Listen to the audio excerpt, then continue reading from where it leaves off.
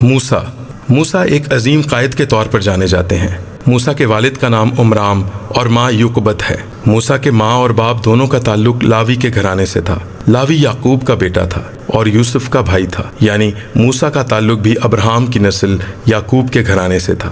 موسیٰ کو حلیم شخص کہا جاتا ہے۔ موسیٰ کے دو بیٹے تھے، ایک جیرسوم اور دوسرا الیعزر۔ موسیٰ کی بیوی کا نام صفورہ تھا اور اس کے بعد انہوں نے ایک کوشی عورت سے بھی بیاہ کیا۔ ان کی پیدائش اس دور میں ہوئی جب بنی اسرائیل مصر میں دکھ اٹھا رہے تھے، اور فرعون نے جو یوسف کو نہیں جانتا تھا انہیں دکھ دیا اور بنی اسرائیل کے بیٹوں کو مارنے کا حکم دیا۔ موسیٰ کی ماں انہیں ایک ٹوکرے میں ڈال کر دریا کے کنارے جھاؤ میں چھوڑ آئی۔ فرعون کی بیٹی نے وہاں اس ٹوکرے کو دیکھا اور وہاں پر انہیں موسیٰ ملا، اور وہاں سے موسیٰ کو اپنے گھر لے آئیں اور اس کی پرورش کی۔ مصر میں مقدس موسیٰ نے مختلف علوم کی تعلیم حاصل کی۔ موسیٰ نے ایک مصری کو قتل کیا اور فرعون کے ڈر سے وہ بھاگ گئے۔ 40 سال بعد خدا موسیٰ کو جلتی جھاڑی میں ملے اور اسرائیل کی رہائی کے لیے انہیں حکم دیا۔ خدا نے موسیٰ کو معجزات کی قوت بھی دی اور انہوں نے مصر میں مختلف طرح کے معجزات کیے۔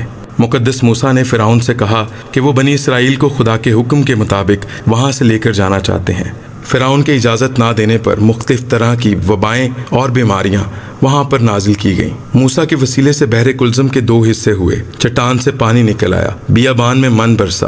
2 مرتبہ 40 دن کے لیے وہ خدا کے حضور کوہ سینا پر گئے۔ وہاں پر انہیں 10 احکام اور شریعت بھی دی گئی۔ خدا موسیٰ سے روبرو بات کرتے تھے۔ مقدس موسیٰ نے خیمہ اجتماع کے مسکن کو کھڑا کیا۔ استثنا کی کتاب اس کے 34ویں باب میں ہمیں ذکر ملتا ہے کہ موسیٰ نے مواب کے ملک میں وفات پائی۔ مقدس موسیٰ کی کل عمر 120 برس ہوئی، اور نہ ان کی آنکھ دھندلانے پائی اور نہ ہی ان کی قوت میں کمی آئی۔ نئے عہد نامے میں بھی یسوع مسیح نے بہت جگہوں پر موسیٰ کا ذکر کیا، یہاں تک کہ وہ واقعہ جب یسوع مسیح کی صورت بدل گئی تو ان کے ساتھ پطرس، یعقوب اور یوحنا نے موسیٰ اور ایلیا کو ان سے باتیں کرتے ہوئے دیکھا۔ عبرانیوں کے خط میں مقدس موسیٰ کے ایمان کا ذکر ملتا ہے۔ مقدس موسیٰ کی لاش کے لیے میکائیل اور ابلیس کے درمیان بحث و تکرار ہوئی۔ مکاشفہ کی کتاب میں بھی ہمیں موسیٰ کا ذکر ملتا ہے۔